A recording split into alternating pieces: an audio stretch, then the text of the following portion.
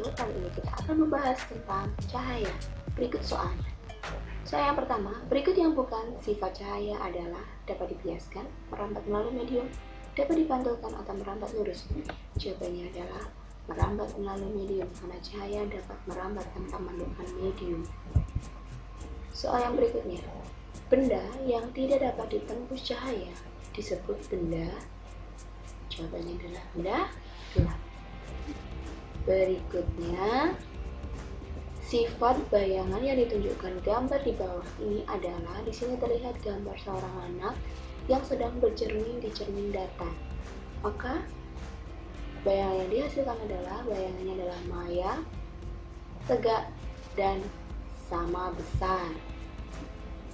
Soal berikutnya, pemantulan pada lampu sorot mobil atau lampu senter itu memanfaatkan, jawabannya adalah cermin cekung, karena sifatnya konvergen, mengumpulkan cahaya.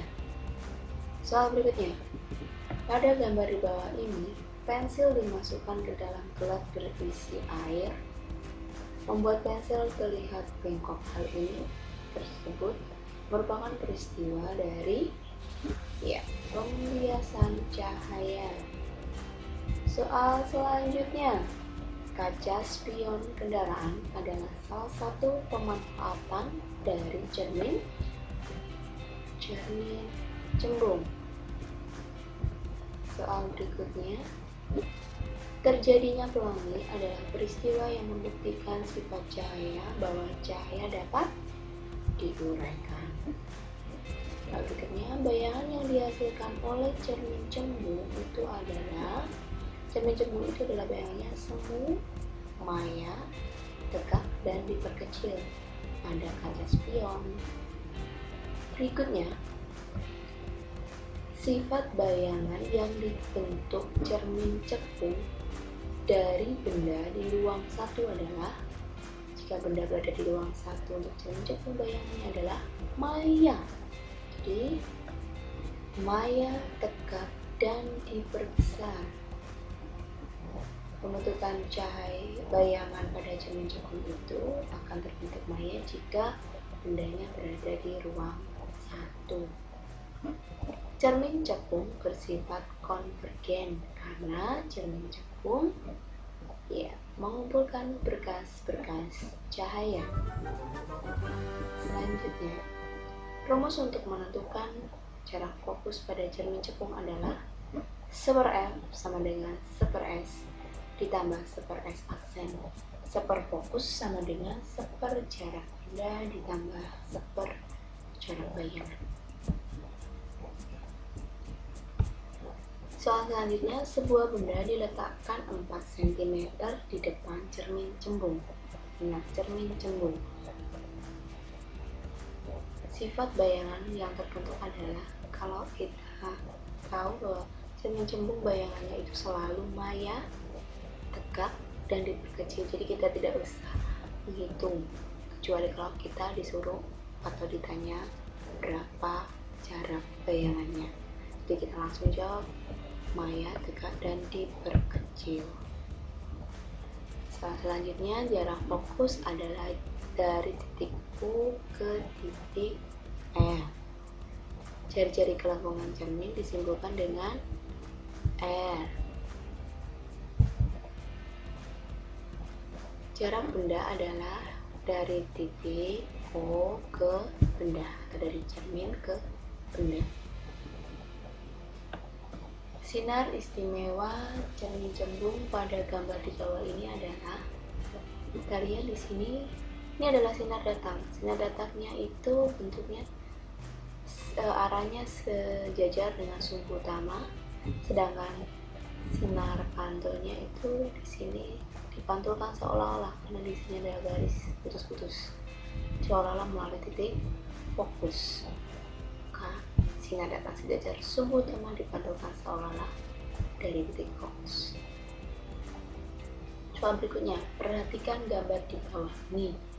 Jarak fokus dan jarak bendanya adalah, di sini adalah cermin cekung. Jarak benda adalah dari benda ke cermin 18.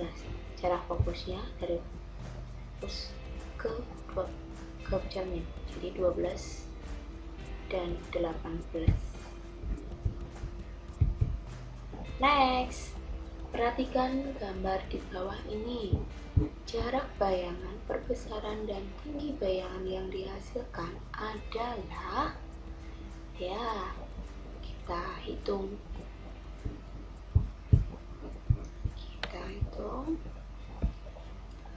Tunggu dulu ya. Mana ini gambarnya? Halo. Oke. Perhatikan gambar di samping. Nah, ini tadi gambarnya. Jarak bayangan, perbesaran, dan tinggi bayangan yang dihasilkan adalah, oke, jadi kita diketahui dulu. S-nya adalah 18, jarak benda. Fokusnya adalah 12 dan tingginya H adalah 4 cm. Yang ditanya adalah jarak bayangan S aksen, perbesaran M, dan tinggi bayangan H aksen. Jawaban kita lihat. Untuk mencari S aksen dengan menggunakan 1/F sama dengan 1/S ditambah 1/S aksen. Ditanya adalah 1/S aksen. 1/S aksen sama dengan 1/F dikurangi 1/S. Kita pindah ruas. Kita ganti dengan angka. 1/S aksen adalah 1/12 dikurangi 1/18. Kita samakan penyebutnya dulu. Penyebutnya adalah 36. 36 dibagi 12, 3 dikali 1, 3. 36 dibagi 18, 2 dikali 1, 2. Maka 1/S aksen sama dengan 1/36, 1/36. Ini belum jawaban. Jawabannya adalah kita kali silang atau kita langsung balik. 36 dibagi 1 sama dengan 36. Karena S aksennya positif, maka bayangannya adalah nyata dan terbalik. Ya, perhatikan di sini. Kalau di sininya positif, maka nyata terbalik. Selanjutnya, kita cari perbesaran. Perbesaran itu M sama dengan S aksen per S. S aksennya tadi adalah 36, S-nya 18. Maka perbesarannya adalah 2 kali. Jika M-nya hasilnya lebih dari 1, maka bayangannya adalah diperbesar. Selanjutnya kita cari tinggi bayangan dengan menggunakan rumus perbesaran. M sama dengan H aksen per H, maka H aksennya adalah kita pindah ruas, M dikali H. 2 dikali 4 sama dengan 18 cm. Jadi bayangan yang dihasilkan adalah tadi nyata, terbalik, dan diperbesar. Kita kembali ke soalnya tadi. Jadi jawabannya adalah jarak bayangannya tadi 36, perbesarannya 2 kali, dan tinggi bayangannya 8 cm. Berikutnya ini, perhatikan gambar sama dengan sebelumnya.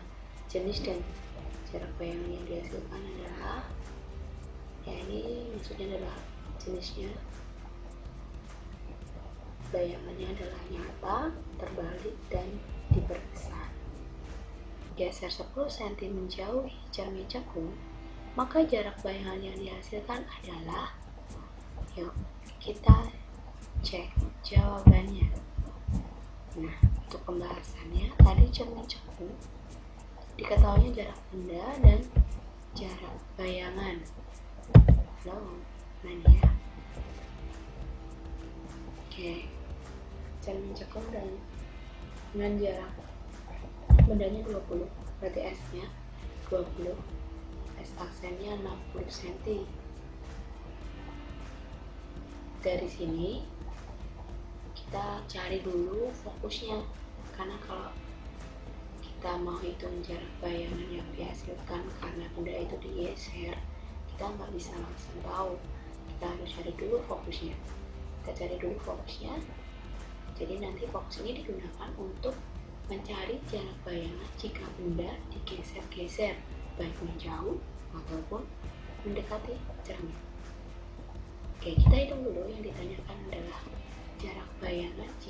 benda digeser 10 cm menjauhi cermin cekung. Kita cari dulu fokusnya. 1/F sama dengan 1/S ditambah 1/S aksen. Maka kita ganti dengan angka 1/F sama dengan 1/20 ditambah 1/60. Maka 1/F sama dengan, kita samakan penyebutnya, dan dihasilkan 1/F sama dengan 4/60. Maka F-nya sama dengan, kita balik 60/4, jadi 15. Setelah kita tahu jarak fokusnya, maka bisa digunakan untuk mencari jarak bayangan jika bendanya diubah.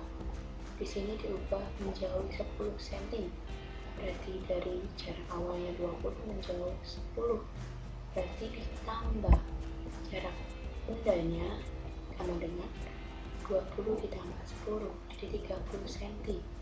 Maka jarak bayangan S aksennya kita cari 1/S aksen sama dengan 1/F dikurangi 1/S. Kita ganti dengan angka 1/15 dikurangi 1 jarak bendanya tadi 30. Samakan penyebutnya, maka dia menghasilkan 1/S aksen sama dengan 1/30. Maka S aksennya adalah 30 bagi 1 atau 30 cm. Nah, maka jawabannya adalah 30 cm. Oke, selanjutnya cermin cekung memiliki pusat kelengkungan 40 cm. Berapakah titik fokusnya? Jawabannya berapa? Jawabannya di sini adalah 20. Kenapa? Karena F itu sama dengan setengah dari pusat kelengkungan cermin atau jari-jarinya, sehingga F sama dengan setengah dari 40, jawabannya adalah 20. Oke, sampai di sini pembahasan materi tentang cahaya, semoga bermanfaat. Nanti kita akan lanjut dengan pembahasan soal cahaya lagi di video berikutnya.